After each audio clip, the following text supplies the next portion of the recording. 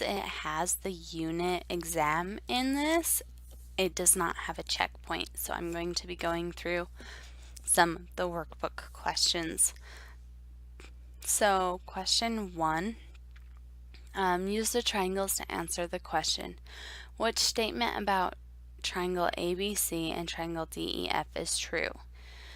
Triangle ABC is congruent to triangle DEF. There's not information to determine either triangle ABC is congruent to triangle DEF or triangle ABC is not congruent to triangle DEF. And triangle ABC is not congruent to triangle DEF. So let's go. We notice that there are two angles that are marked and the included side. So if we look at the angle side angle, if two angles and the included side of one triangle are congruent to two angles and the included side of another triangle, then the triangles are congruent. So let's see, we have our included side right here that would be the same, and the included side is between the two angles. So we have the side. Now let's see if we have the angle. So angle B is 65.5, and its corresponding angle would be angle E. And I know this because of the order that they listed the triangle. So AB, C, goes in order. A would correspond to D, B corresponds to angle E. So is angle E 65.5 degrees? No, it's 68.7. So since they're not the same measure, then they're not congruent. And then angle C would be corresponding to angle F, and 61.8 degrees is not the same as 59 degrees. So they're not congruent based on the angle side angle. So they're not congruent.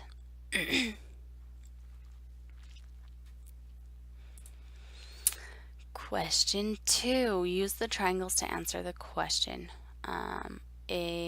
What statement about triangle ABC and triangle DEF is true?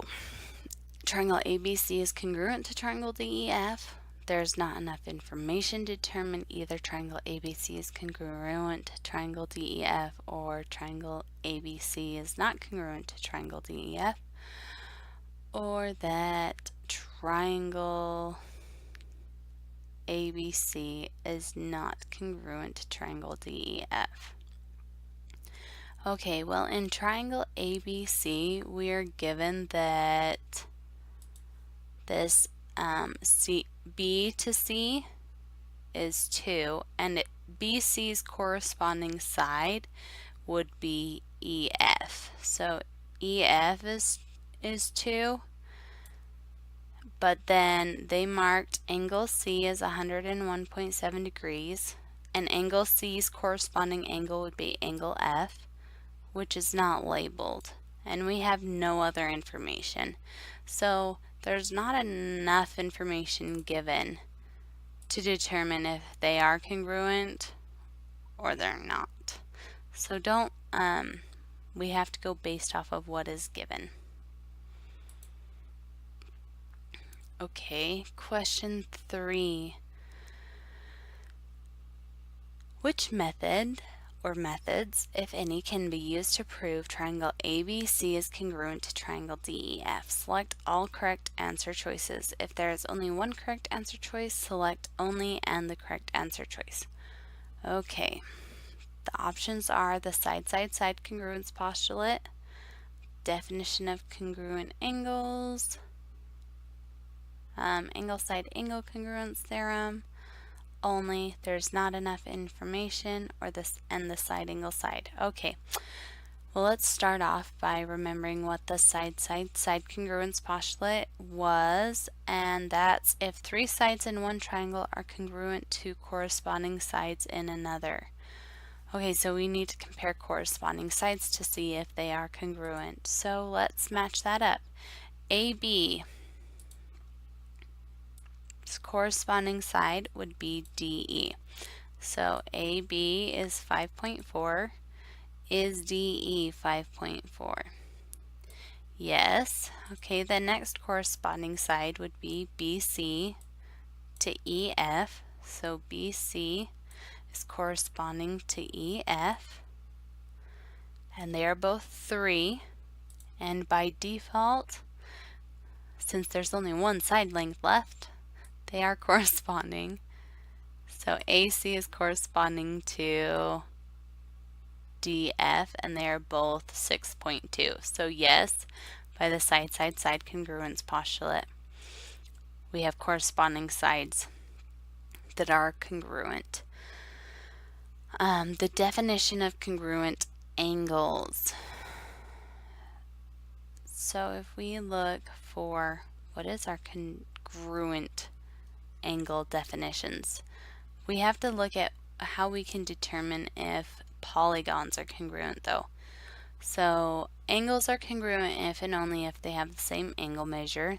That's good to know, but polygon. Since a triangle is a polygon, how could we prove that they are congruent? So polygons are congruent if and only if they have the same shape and size. So they have to have both be triangles, both have the same shape, so both have the same angle measure, and the same size. So they both have to have the same side lengths. So just based off of angles alone, we cannot say that they are congruent. And the main thing that's coming into my head is a dilation. A dilation is a non-rigid transformation that makes the triangle or the polygon bigger or smaller in size. It preserves the angle measures, so the angles of those two shapes can be the same, but the side lengths would not be the same because one was dilated. So we can't use only the angles being the same. So now the next one is angle side angle congruence theorem. So let's check for the angle side angle.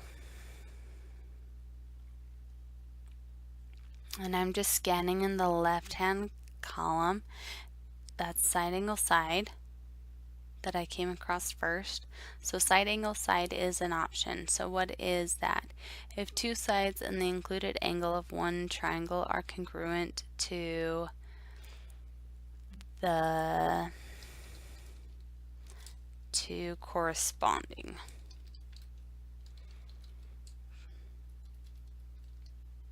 sides and the corresponding included angle of another triangle, then the triangles are congruent. Okay, so let's check for side angle side.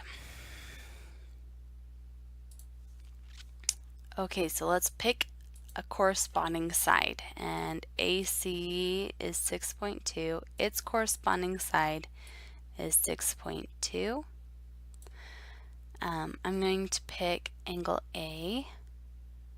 So angle A is 28.6 degrees. Angle A's corresponding angle would be D, and that's 28.6 degrees. And then we're going to move on to the side that's adjacent to it. So AB's corresponding side is DE, and they're both 5.4. So we can use the side angle side congruence postulate. So that one is true.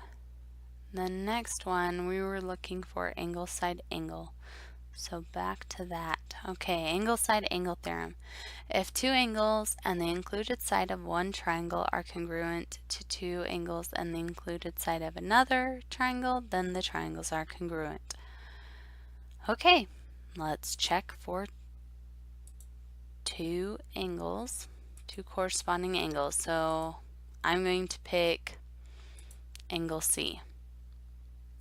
Angle C's corresponding angle would be angle F, and they are both 60.1 degrees. Now, angle side angle means we have to have the included side, so I'm going to use CB, And CB's corresponding side in this would be EF, and they are both 3. And the angle that we ended on is angle E and angle B. They are corresponding angles because of the order right there. So I know that I'm comparing corresponding angles, and they're both 91.3 degrees. So we do have angle, side, angle. So an angle, side, angle. So yes, we can also use angle, side, angle congruence theorem.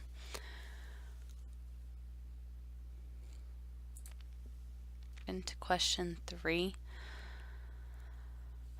The definition of congruent angles can be used to prove that the triangle ABC is congruent to triangle DEF. I was interpreting that as the only thing they would use to prove that they were congruent, and if that is the only thing that you use, you cannot prove that they are congruent. You can use their definition of congruent angles in the angle side angle or the side angle side congruence postulate. So we do need the definition of congruent angles. We need that with one of our congruent postulates, our congruence postulates. So the side angle side congruence postulate or the angle side angle congruence theorem. So that is just a correction to question 3.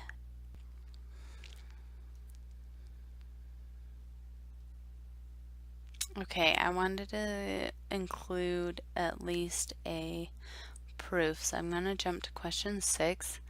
Use the information diagram and proof to answer the question. Given that angle DBA is congruent to angle CBA and angle DAB is congruent to angle CAB, prove that the triangle ABD is congruent to triangle ABC. Okay.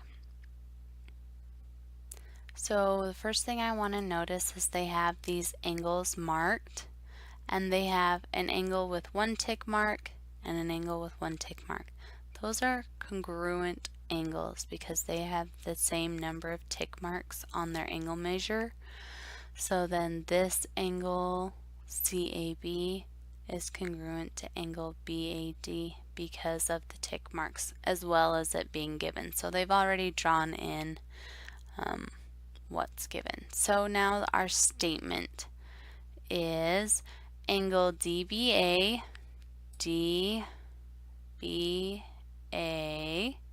this angle right here, is congruent to angle CBA, so C to B to A, this angle right here.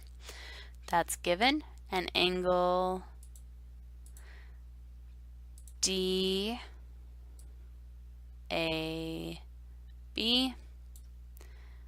this angle is congruent to angle CAB, this angle right here. And that is given. They just restated right there. So now they're saying AB, segment AB, I'm going to use green. Segment AB is congruent to segment AB. What is the reason for this? Is it the symmetric property, the reflexive, the transitive, or the definition of congruent segments? So we want to scan for our properties of congruence. So properties of congruence, the first one given is symmetric. So the symmetric property of congruent. If one geometric figure is congruent to a second geometric figure, then the second geometric figure is also congruent to the first. Okay, so if AB is congruent to CD, then CD is congruent to AB. Well, this one says AB is congruent to AB. So if a geometric figure is congruent to itself, well, AB and AB are the same thing, so we're saying AB is congruent to itself.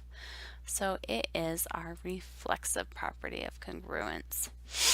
And then triangle ABD is congruent to triangle ABC, angle side angle congruence. So they had the angles here matching, and then they had the side AB and then the other angles down at the base.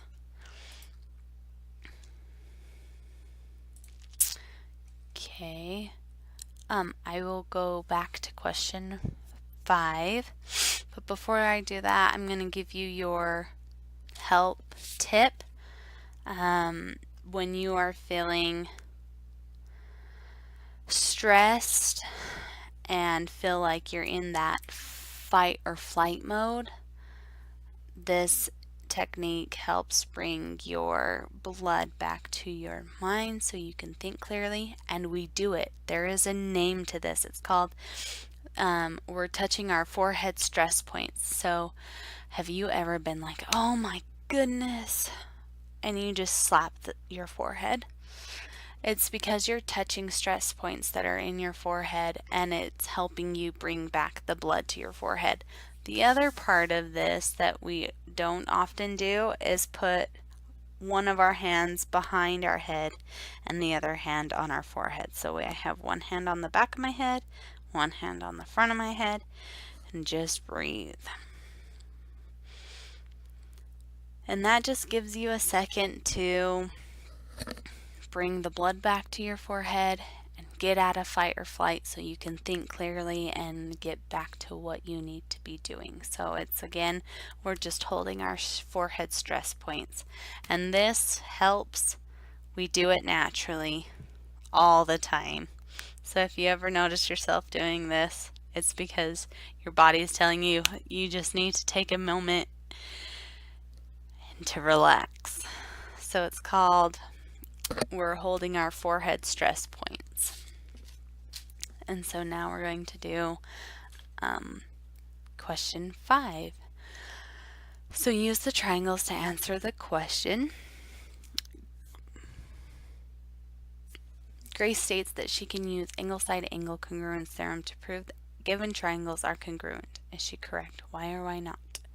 Grace is correct because the corresponding sides and included by the corresponding angles have the same length. Well, let's check. Corresponding sides. Well, I'm seeing a 5.6 measurement and a 5.6 measurement. So that would be our included side. Now we need to see if we have corresponding angles. So what's the angle at the bottom? One of them should be 35.5 degrees, and one of these angles is not. So we can't say that corresponding angles have the same measure either. So I can't use that one. Grace is incorrect because there are no pairs of corresponding angles with the same measure. So is there a pair of corresponding angles? No. So incorrect because we have no corresponding angles with our same measure. Alright, and we did question 6. Let's move on to question 7. It's another proof. Use the information diagram and proof to answer the question. Given angle D is congruent to angle B, segment AD is congruent to segment AB, prove that triangle ADE is congruent to triangle ABC. Okay, what triangles are we trying to prove? I just want to highlight them so I know. ADE. ADE. So we're trying to prove this triangle is going to be congruent to ABC, to this triangle. Okay. And we're given the angle D is congruent to angle B. And we're given that AD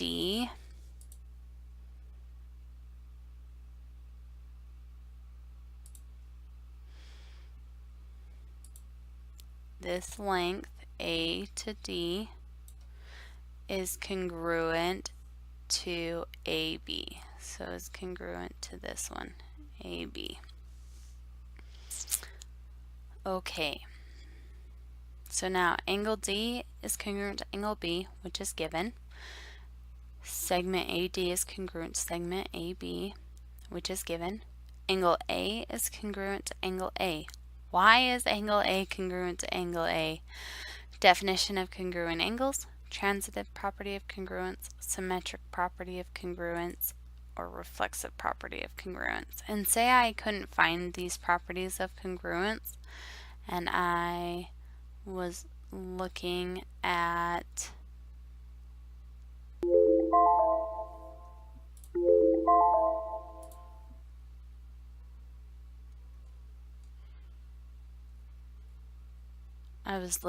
for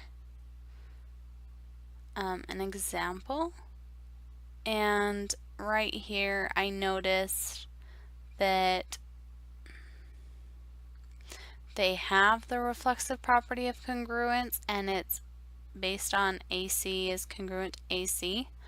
Well, we have angle A is congruent to angle A, so it's stating the same thing as congruent to itself, and that is the reflexive property of congruence.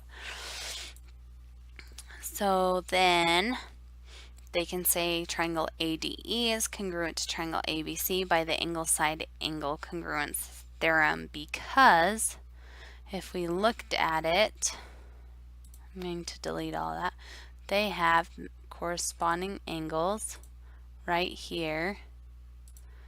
Angle D, its corresponding angle is B. The side was AB, and the side for this triangle was AC. And then they have angle A, which is the angle given, which is itself. So we had angle side angle.